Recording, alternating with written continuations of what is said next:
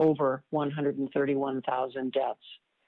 Here in Minnesota, we're announcing an additional 463 cases today, up from yesterday, bringing us to a new total of 39,589.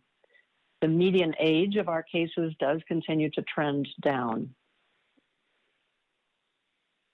The daily death total was up 8 from yesterday. 5 of these deaths occurred in residents of long-term care facilities. The age of the fatalities reported yesterday was 2 people in their 90s, 2 in their 80s, 2 in their 60s, 1 person in their 40s, and 1 in their 30s. The 30-year-old was a person with no known underlying conditions as of this time. The person in their 40s had at least 1 underlying health condition. Geographically, 2 of these cases were from Hennepin and Olmsted each, and 1 each in Anoka, Dakota, Ramsey, and St. Louis. The hospital situation remains fairly stable. 265 patients currently in the hospital, 122 in intensive care. And again, these are the COVID-related hospitalization numbers only. This result today is based on a lab testing volume of 7,651 processed as of last night. That is an increase from the prior day's total and what we sort of expected to see following the holiday weekend. So we hope and expect that that laboratory total will continue to increase. We've seen a 12.5% increase in total testing over week, and a 7.9% increase in new cases over that same time period.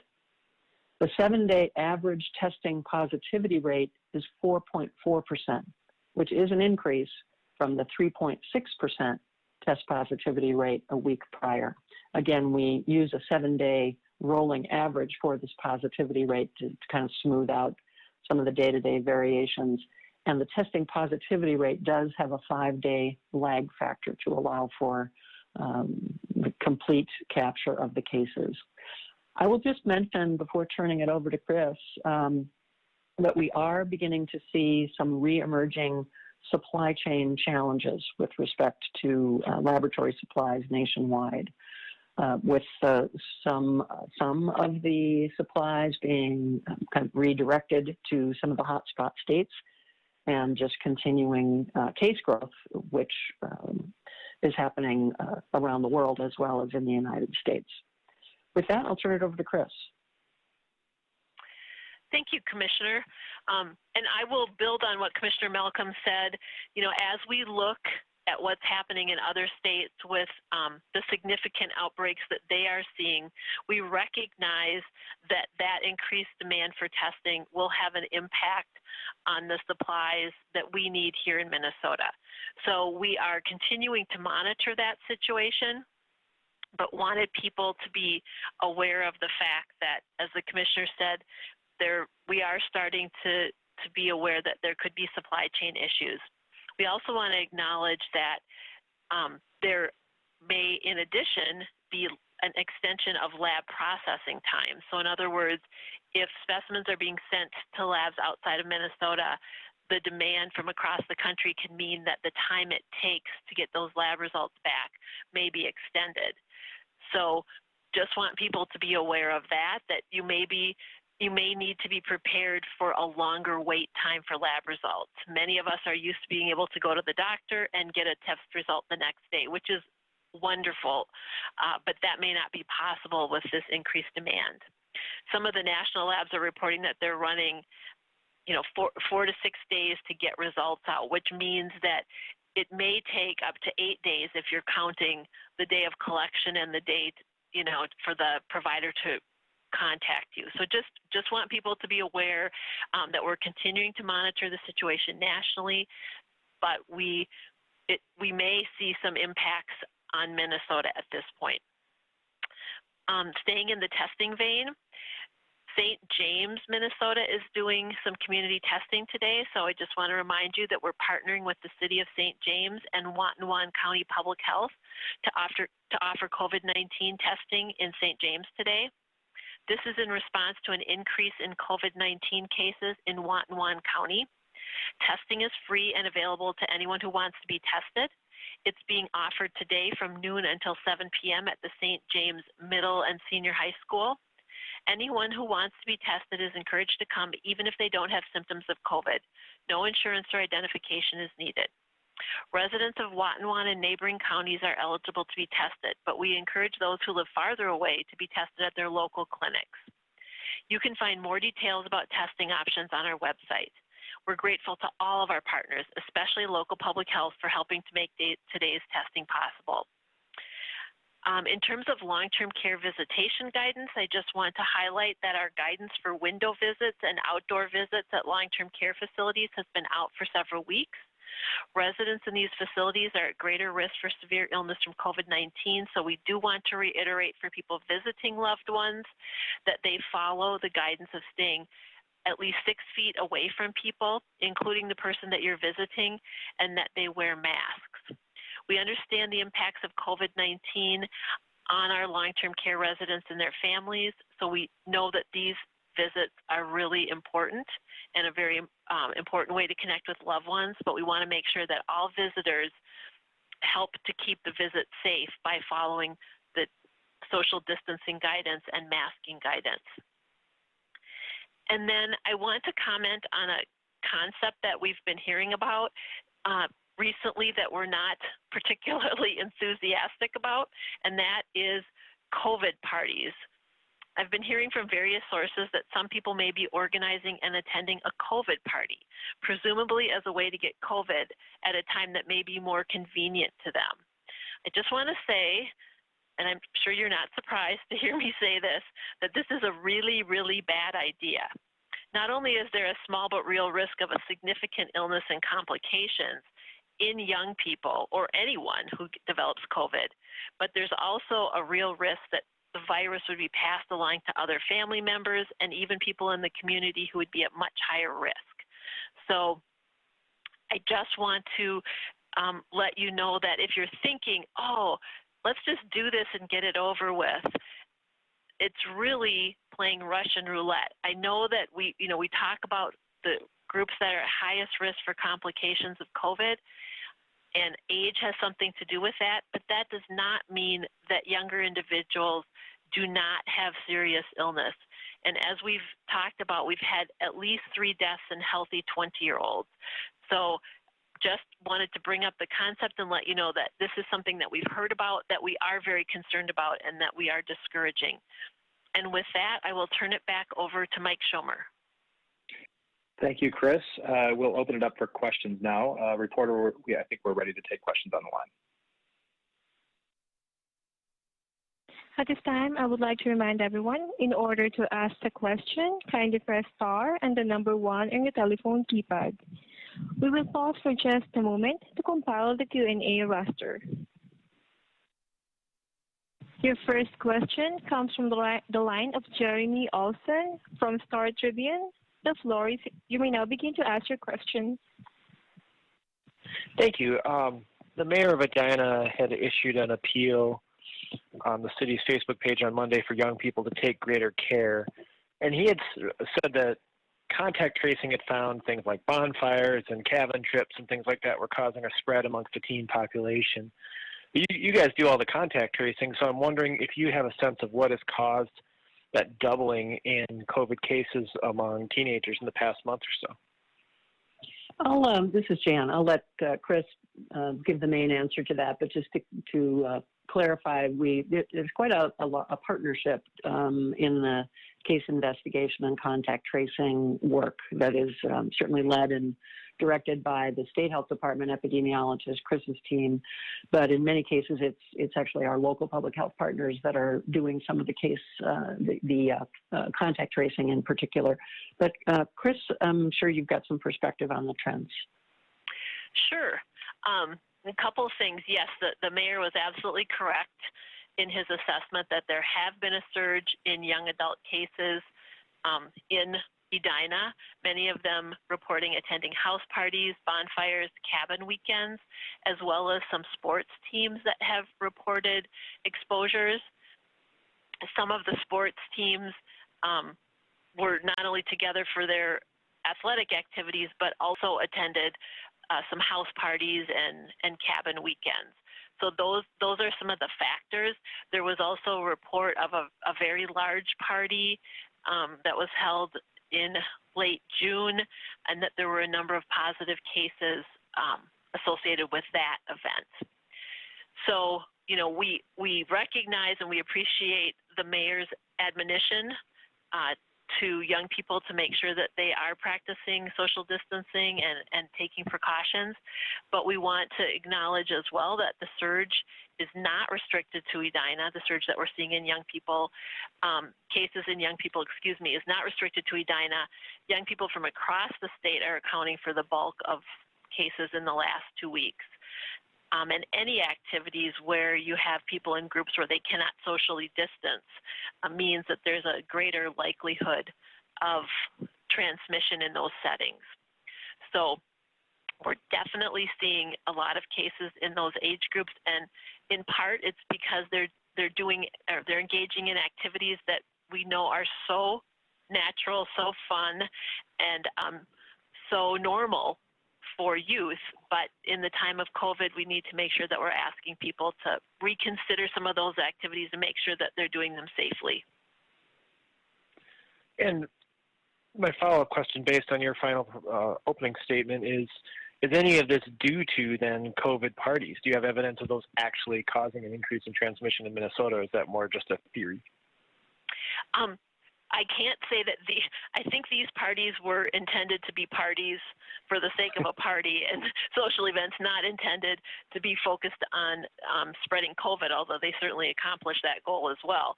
But we have heard of the idea that people have considered having a party, not necessarily just for the social purpose, but as a means to share COVID. And we want to discourage that. We don't want to discourage people being able to have interactions with others, but if they do, we want to make sure it's done safely. And clearly, a COVID party would not be a situation in which people would be masking or social distancing. But just to clarify, you don't know through contact tracing or whatever means of any actual outbreaks in the state involving that kind of COVID party? Yes, I'm sorry. I didn't say that explicitly, but you are correct. We do not have any evidence of transmission at this point because of that kind of party. Thank you.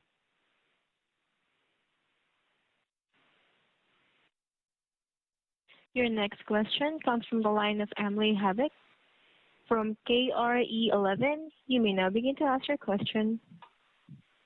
Hi, Jan and Kris. Sort of along those same lines of the contact tracing with young people, more specifically with that 20 to 29 group in Minnesota, what are you finding as you continue to contact trace with those people? Is it largely bars and restaurants still, or, I mean, the numbers look large enough to me that it's hard to believe they're all, you know, people at crowded bars, but I guess I don't know. What are you seeing in terms of trends now? Kris, you want to take that? Sure. We are continuing to see bars and restaurants as a significant source of exposure. We've had, you know, several hundreds of cases from those types of establishments in the last week. So it really is a significant exposure. And so there's the exposures or the transmission that would appear to have happened in those settings, as well as the subsequent transmission that may occur from those first individuals to their contacts. But yes, bars and restaurants continue to be a significant source of exposure for our younger population. And just following up on that, is there any more talk in the Health Department or with the governor about, I guess, implementing some new limitations on bars and restaurants again as we see those spikes? This is Jan.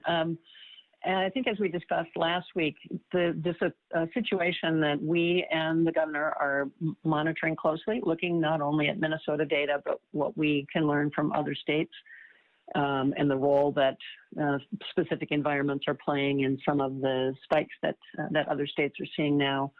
I think as I mentioned before, we are really appreciative of the fact that the hospitality industry, some of the trade associations and the leaders in that sector are very well aware of the importance of this, of if we're going to be open and even at reduced capacity, which is a desirable thing, I think, for a lot of reasons. But if that's going to be able to sustain, folks really have to comply with the executive order guidance and requirements around capacity limits, social distancing, not having people standing around in bars, but seated only, strong preference for outdoors, all of those things. And we've really, I think the governor has wanted to encourage and frankly give some time and some space for proprietors and Minnesotans to understand that the way to keep these environments open is to really comply with the guidance. So that's sort of been an intentional, let's see how this goes strategy over the last week and more, and we continue to monitor the situation really closely. But yes, that conversation will continue as we learn more about our Minnesota numbers. And if you let me have one more follow-up here, in general, the positive testing rate going up to 4.4, how concerned are you about that? This seems like a fairly large increase to me from 3.6. Well, yeah, it is. It's a notable change in a fairly short period of time, and it's certainly an indicator that something has changed in recent weeks, and it's not altogether surprising given what we're seeing in other states, and just given the the continued increase in social interactions that we're observing. The question of, and I think the value of the different metrics that we are looking at daily and weekly is to come at this from a number of different directions. It's certainly good news that the hospitalization picture has remained quite stable. It does seem to reflect that, again, it's just another indicator that the recent cases are heavily skewed toward younger populations. But as Kris says so clearly and so well, the concern not only is for the health of those younger people getting exposed, which still can be very serious for them, but it's the second and third generation transmissions from those younger cases to higher risk members of the community. So that what we're really going to be looking for is how do these numbers and the age demographics change in the next 2 to 3 weeks. Kris, you want to add anything? Well, the only thing I'll add, and I'll say this, I'll say I have a caveat even as I'm saying it, because I don't want to suggest that increased positivity is good, because it's clearly a metric that we're looking at and monitoring, because as the commissioner said, we want to see that, we want to make sure that we're not seeing a huge increase in new disease in Minnesota. But one thing to consider is when we see a small increase in our positivity rate, it may be that we are doing a better job of targeting. And the reason I think of this is because, for instance, the testing that's being done in St. James and was done in Medelia last week was really focused on a community where we thought there may be community transmission, and it was more of a targeted testing event, in which case we would expect to see a slightly higher positivity rate because we really were reaching people that needed to be tested. So I don't want to suggest that a high positivity rate is a good thing unconditionally, but there are some situations in which it reflects that our testing is really reaching some of the populations that we need to reach. Thank you. Your next question comes from the line of Catherine Richard from Minnesota Public. You may now begin to ask your question. Yeah, I want to go back to the testing supply shortage you mentioned at the top. Do you have any evidence that that is somehow playing into these lower testing numbers we've been seeing the last few days? Any concern that that's why we're not getting over 10,000 tests daily? I think, this is Jan. I would say I think that the testing numbers from the recent days is not an unexpected reflection of the holiday weekend. We do know that there have been some supply chain issues already in the last couple of weeks, but we still, with current supply availability, we still have more capacity available in the state. But I think we wanted to flag this for folks because we literally just as of the last couple of days have been getting more intelligence from the health systems themselves that their supply chains are being impacted, as well as from the regional FEMA office that supply issues are kind of reemerging, just given what's going on in some of the high outbreak states, getting priority for some of those supplies. Okay, and a follow-up to Emily's question just a moment ago, you described, what you guys are seeing in bars in terms of social distancing and that kind of thing around the state, but how do you know that? Do you have people out there just surveying restaurants and bars and other places where people gather to see what sort of practices are in place? Yes, we do have staff, from local public health and from local law enforcement, different divisions of different departments that have various regulatory responsibilities, just conducting some proactive visits to see how things are going. As well, certainly the areas where there have been clusters, we appreciate the voluntary closure of some of those establishments, but we certainly are kind of in close contact with those that have had cases associated with them. We also get a fair number of citizen reports through the state duty officer and the Department of Public Safety, as well as social media. There are just lots of feeders, if you will, into the system. So, Kris, anything you'd add? No, I think you covered it. But there are regulatory folks who have gone, just done a check, a visual check later in the evening, so not during normal business hours. So they have had eyes on situations at times when there are more people in the bar or establishment and have seen crowding. And are they enforcing anything? Are they saying don't do that?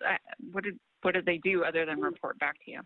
Oh, yes, definitely. They will work with the establishment. As the commissioner said, this opening and this seeing cases in these locations is something that has just been happening, and so we've really been working with them as we reach out to talk to them about the situation to say, what are you doing? How can you do it better? How can you do it more safely?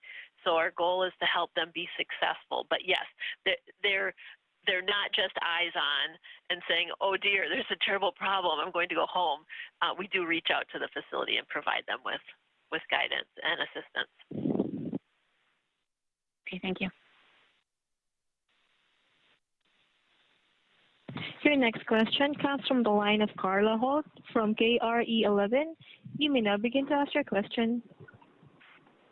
All right, thank you so much for taking my question. I did want to ask, I'm sure that you're not wanting to address the school situation every day, given that it's still dynamic and you haven't made your ultimate conclusion yet, but there have been some recent developments related to the president suggesting that he would pull federal funding from schools that do not reopen in the fall.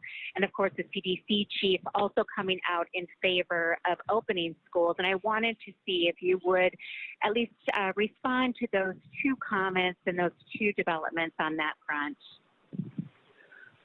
So this is Jan, and I'll certainly invite Kris to comment as well. Members of her EPI team have been very closely working with the Department of Education on thinking this through and on making sure that we're looking at the latest evidence on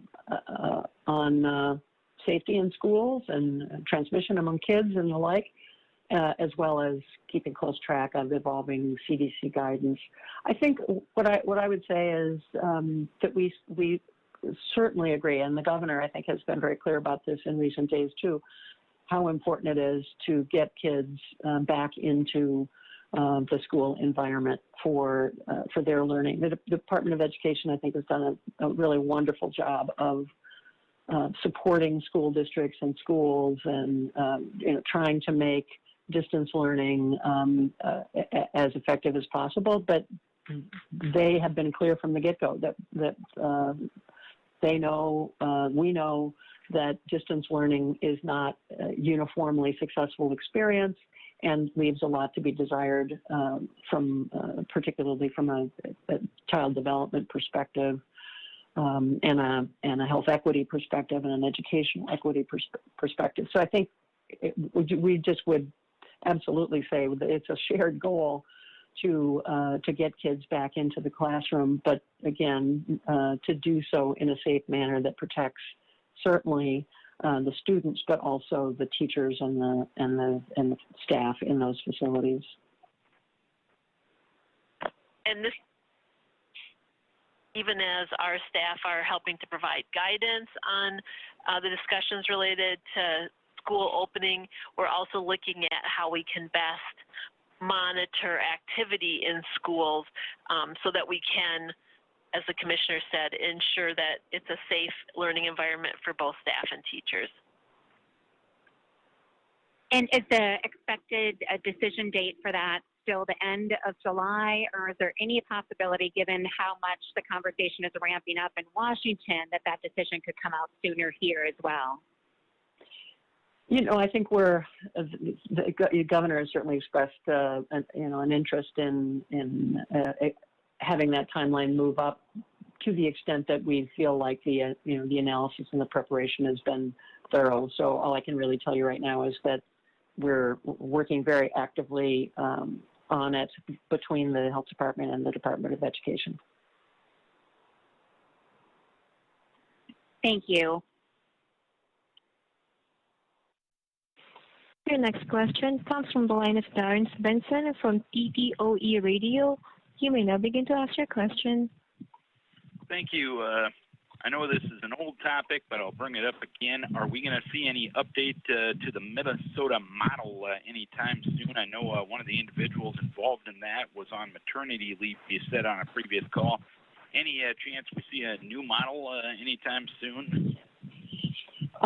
I think I've just asked that question recently. I'm going to talk with the staff at the Health Department and the U that have been managing that process. I know that they do continue to work on updating the model. I haven't heard a specific date for when they intend to rerun it. I would expect that will be certainly in the next several weeks, but it's not imminent. As far as I know, it's not planned for a rerun of the model, any sooner than 2 or 3 weeks from now. It would be my estimate. I'll certainly give you an update on that if we get a little more precise time window. I know you talked about that was just one part of the data that you were analyzing related to COVID-19. Being the fact that there hasn't been an update in quite some time, is there other factors that you're weighing more heavily in your analysis right now without that model present? Yeah, and you're absolutely right. I think we've tried to suggest from the beginning that the model is not about a specific prediction and is not intended to really give us direction on specific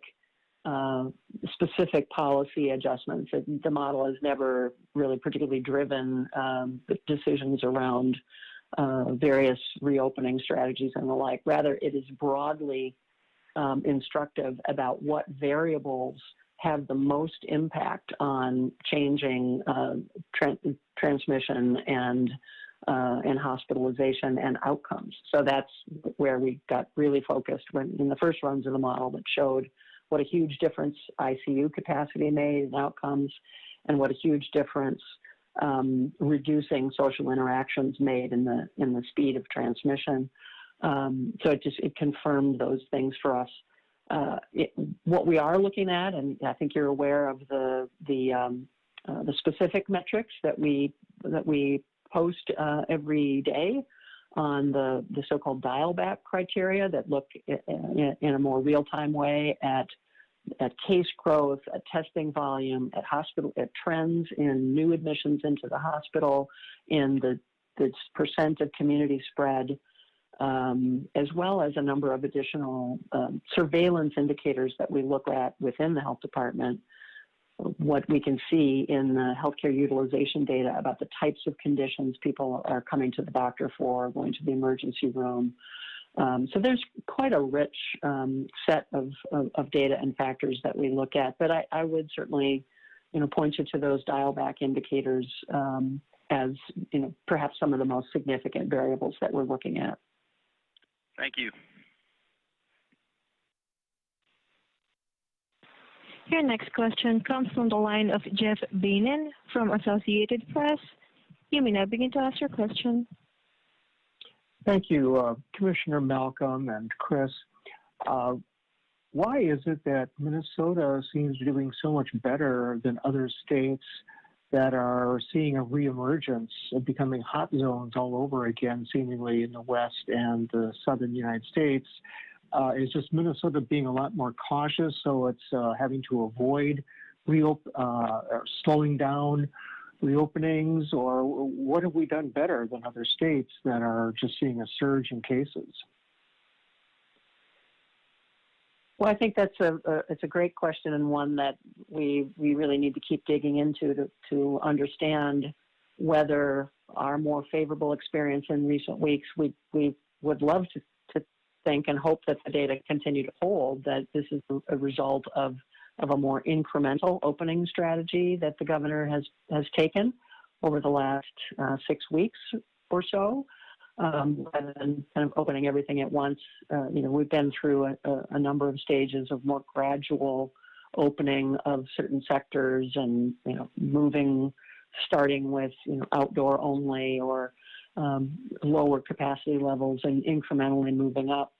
So that's been a very intentional strategy to try to, as we've said many times, not prevent the spread of COVID, but to manage it, to control the rate of growth. But we want to just make sure also that we're not just seeing a timing artifact. For us, I think a sobering thing was realizing the importance of giving it an appropriate amount of time before you can really judge the impact of policy decisions or environmental kind of impacts that have happened. I think we've learned from some of the states seeing a resurgence that it happened more like 4 weeks after major policy changes to reopen, as a result of perhaps people who are out and about earliest when things start to open up tend to be the younger folks, and then after a period of time, not only have they been exposed, but several weeks later they've exposed others, and on and on. So I think it's been sobering to us to realize that the time window for judging the effects of things might be a bit longer. Kris, what would you add? No, I agree with everything you said, Commissioner, and I think that timing of judging things, there's a lot of pressure right now, understandable, from the public, that we need to do more faster. But what we're seeing is that some of the states that have opened up are seeing a lot of disease, and I think that our thoughtful approach is a positive one, and I think that we want to be continued. We don't want to be locked down any longer than we need to, but we also want to be thoughtful, because, as you said, we don't want this to be a situation in which we're just in a better spot with timing. We've said that we expect that it would take at least 21 days following a reopening of something before we would really have data, and what we're seeing is that we need at least that much time. So we're grateful for where we're at, and we want to make sure that we continue to stay in a good place. Thank you. Your next question comes from the line of Jeremy Olson from Star Tribune. You may now begin to ask your question. Thanks.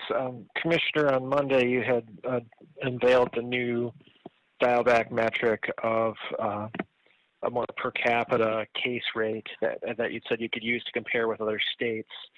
But I also wondered if this is going to be a tool for kind of a regional approach going forward in Minnesota. It would seem like it'd make it capable for you to implement policies in high-need parts of the state, or states where counties where there are hot zones right now, or lots of cases, versus other counties. I'm just wondering if you're thinking about using that metric to measure regional variations in the state, and whether that might result in regional policies rather than statewide policies. It's a great question, and we do track all of the measures on a regional basis, and both to inform potential policy decisions, but also for other mitigation strategies. It's just to help to point out, where do we need to dig deeper? Where should we perhaps do some targeted testing, as Kris said earlier? Where do we need to ramp up, certain kinds of messaging, perhaps? So certainly there's action that we can and need to take that is regionally tailored, and certainly there have been discussions, always continue to be discussions about should some of the guidance be tailored regionally, or some of the rules around executive orders. The challenge of that, and there's some appeal to that, just given the fact that the circumstances are different from region to region.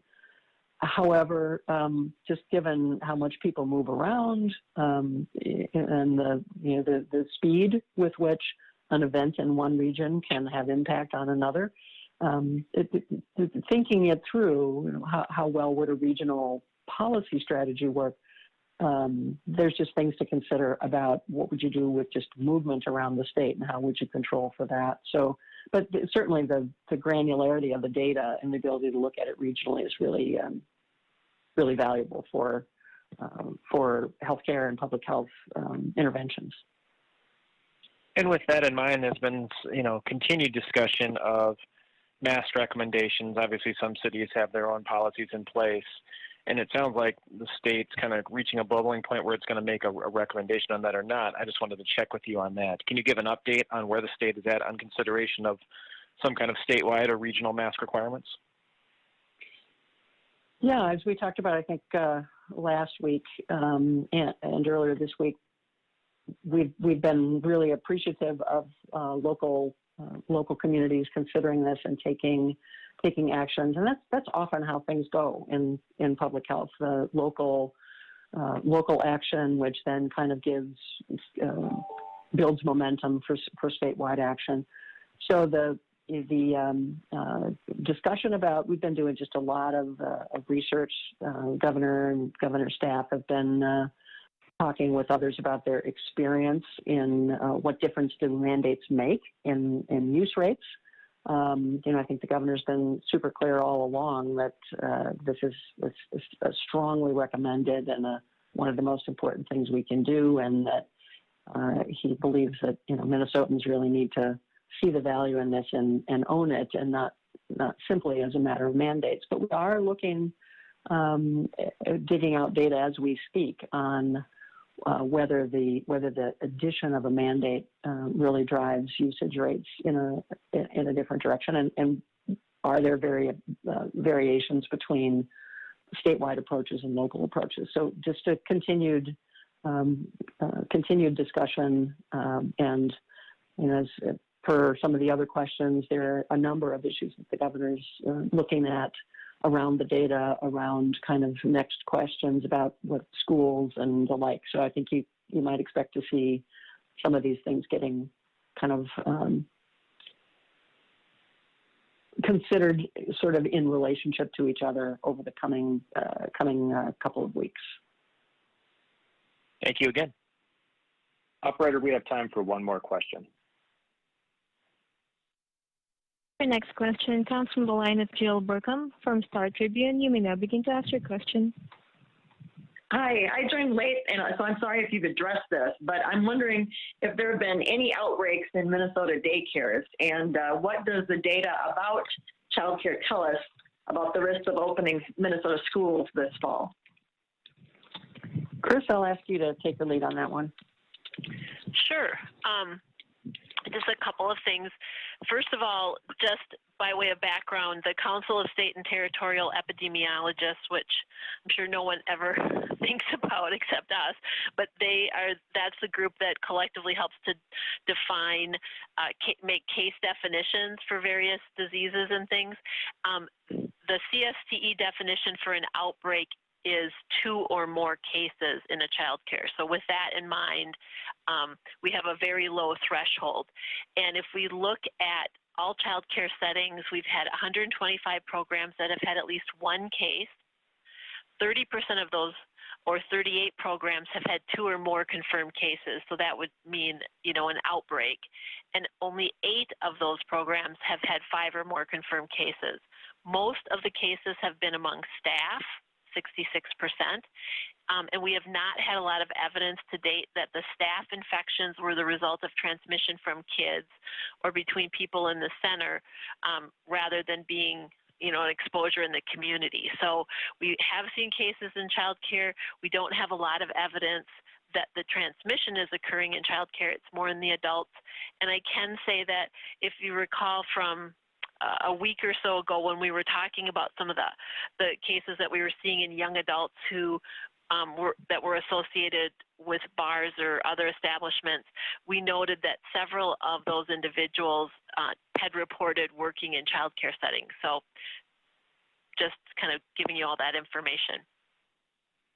And then can you talk a little bit about, does that I guess indicate whether or not we could open up schools? How valuable is this information in making that decision? We would be looking and I think as the commissioner alluded to, the Department of Health has a role in providing obviously data and our expertise in terms of disease transmission, but there are a number of factors, including the fact that schools are really essential, that are all being weighed.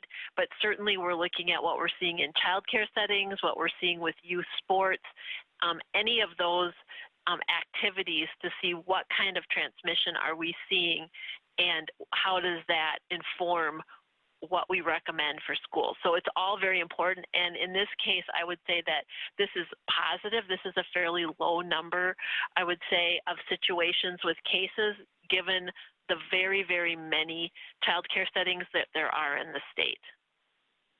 Okay, thank you, Kris. That's all the time we have for the call this afternoon. If you did have a question you were not able to get to during the call, please feel free to reach out to the MDH Communications Office this afternoon. Have a good day, and we will be back with you again Friday.